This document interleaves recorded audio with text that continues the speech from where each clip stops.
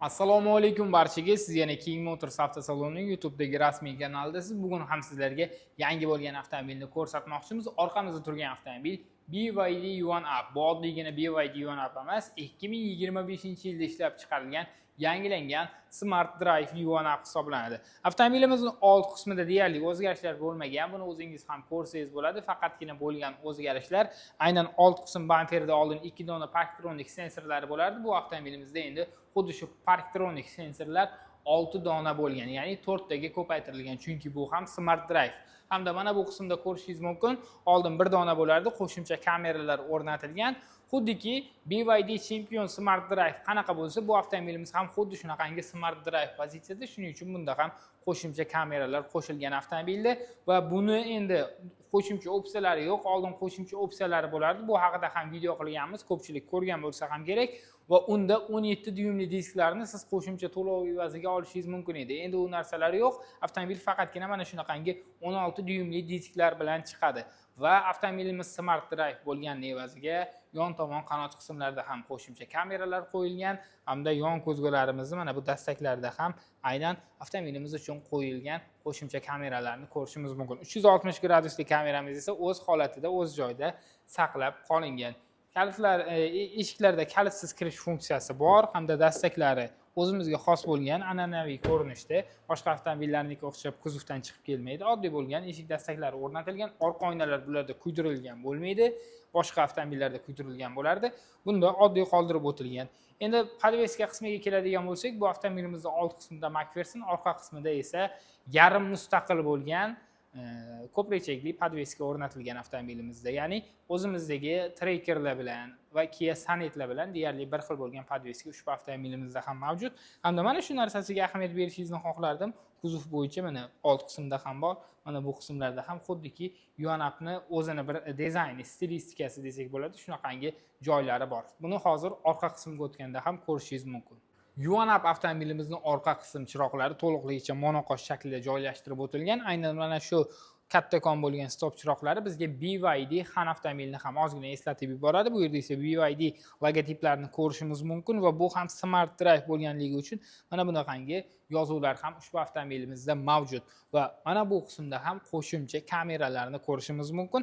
Pastki qismda esa aynan 360 gradusli kameramizning orqa qismiga javob beradigan blok joylashtirib o'tilgan avtomobilda, hamda nahang suzgichi nomli radio antennalar, spoilerlar bor. Mana bu aynan orqa oynalarni tozalagichlar ham faqatgina 2 va 3 pozitsiyalarda bo'ladi. Bu ham xuddi shunaqangi 3-pozitsiyadagi avtomobil, ya'ni eng full pozitsiyasi mana shu avtomobilimiz hisoblanadi. Poliklari orqa qismida yo'q, chunki avtomobilimizga solib qo'yilgan poliklar. Mana bu yerda esa BYD'ning o'zini 7 kilovatlik quvvatlagichlarini ko'rishimiz mumkin. Pastki qismda esa organizerlarning barchasi ushbu avtomobilimizda ham mavjud. Bilasiz, bu endi o'rta klassdagi avtomobil hisoblanadi, ya'ni bizga olishga osonroq bo'lgan, narxi ham o'zimizga yaqin bo'lgan avtomobil bo'lganligi uchun va buni segmentidagi hech bir avtomobilda aynan elektron tarzda yopiladigan yukxona qopqog'i bo'lmaganligi uchun bunda ham xuddi shunaqangi yukxonani o'zingiz mexanik tarzda yopishingizga to'g'ri keladi. Yangilangan 2025-yilgi BYD Yuan-Up avtomobilining ichki qismidamiz. Ko'rishingiz mumkin, bu yerda rul qismida o'zgarishlar bo'lgan. Undan tashqari rulning orqasida yaproqcha qo'shilgan, aynan Smart Drive pozitsiyada bo'lganligi uchun avtopilot rejimini o'chiradigan hamda yoqadigan yaproqchamiz qo'yib o'tilgan va markaziy konsolga ahamiyat bering. Bu yerda uzatmalar qutisini o'zgartiradigan selektor endi yo'q. U mana bu yerda gitaraga ko'chirib o'tkazilgan va bu yerda kattaroq joy qoldirib o'tilgan. Musiqalarni past-baland qilish uchun shayba bor, o'chirib yoqish uchun tugmamiz avtomobilni. Undan tashqari avtoparkovkani boshqaradigan tugma joylashtirib o'tilgan avtomobilimizning aynan markaziy konsol qismida. Stakan qo'yish uchun joylarimiz ham bor. Mana bu qismda esa avtomobilimizni bari ham joylashtirib o'tilgan. Mana bu yerda esa ko'ryapmizki, avtomobilda simsiz quvvatlash, zaryadlash portlari ham mavjud. Deflektorlarimiz xuddi shu holatda saqlangan. Pastki qismda ham karmashka bor. Oldin ham ko'rgansiz, u narsalar hammasi saqlab qolingan avtomobilda.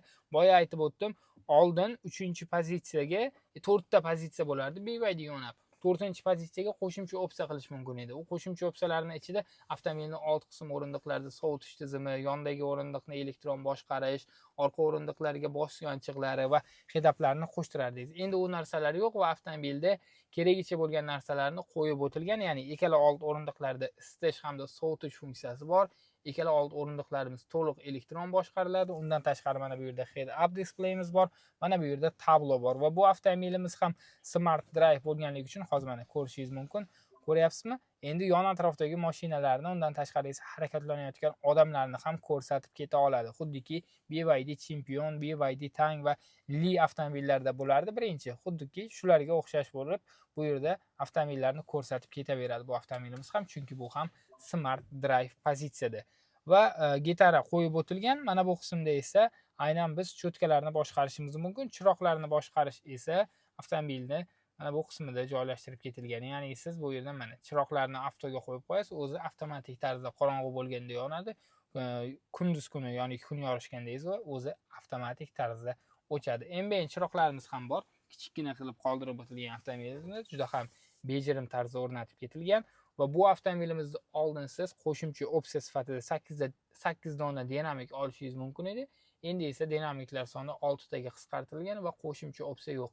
Va aynan 3-pozitsiya avtomobilimizda yon o'rindiqlar elektron boshqariladi hamda mana bunaqangi panorama tom ham bo'ladi. Ko'ryapsizki, bu avtomobilimiz ham xuddi shunaqa panorama tomli BYD YONAP Smart Drive. Oldingi BYD YONAPning 4-pozitsiyasiga ham qo'shimcha opsiya qo'shtirmasangiz, orqa qismda o'rindiqlarda mana bunaqangi bosh suyanchiqlari bo'lmasdi hamda qo'shimcha opsiya sifatida tirsak suyanchiqlari chiqib kelardi. Bu avtomobilimizda ko'ryapsizki, tirsak suyanchiqlaridan to'liqligicha voz kechilgan va qo'shimcha tarzda siz havoni tozalash funksiyasini olardingiz konditsionerda. U ham hozir bu avtomobilimizda yo'q. Nimaga desangiz, avtomobilda keragicha opsiyalar qo'yilgan, ya'ni qo'shimcha opsiyalarni keragicha bergan va narxida o'zgarishlar yo'q va narxi deyarli arzonlashgan. Ham endi bizning bozorda o'zgarishlar bo'lganining evaziga u ta'sir deyarli sezilmayapti, lekin smart drive bo'lgani uchun bir nimalardan, ya'ni keraksiz bo'lgan kichik detallardan avtomobilda voz kechib ketilgan. Orqa qismda ham o'tirish qulay, charmlardan ishlov berilgan. To'g'risini aytganda, buni charmlari 100% ayta olamizki, o'zimizda ishlab chiqariladigan Tracker avtomobilini charmidan anchayin baquvvat charmlar ishlatilgan. Type-C hamda USB portlarini ham ko'rishimiz mumkin. Orqa qismda ham panorama tomdan bemalol foydalanib ketsangiz bo'ladi. Undan tashqari esa panorama tomimiz to'liqligicha parda bilan yopiladi avtomobilda. Ushbu BYD YONAP 2025-yilgi Smart Drive avtomobilimiz 401 km masofani bir to'liq quvvatlanishda bosib o'ta oladi va bu eng oxirgi pozitsiyada, ya'ni 3-pozitsiyadagi full pozitsiya hisoblanadigan BYD YONAP avtomobilimiz. Avtomobilda 45 kilovatlik batareyalar o'rnatilgan va u aytib o'tdim 401 km masofa bosib o'tishini ta'minlaydi. Undan tashqari esa bunda 177 ta ot kuchi bor. 0 dan 100 gacha 7.9 soniyada qo'zg'aladi.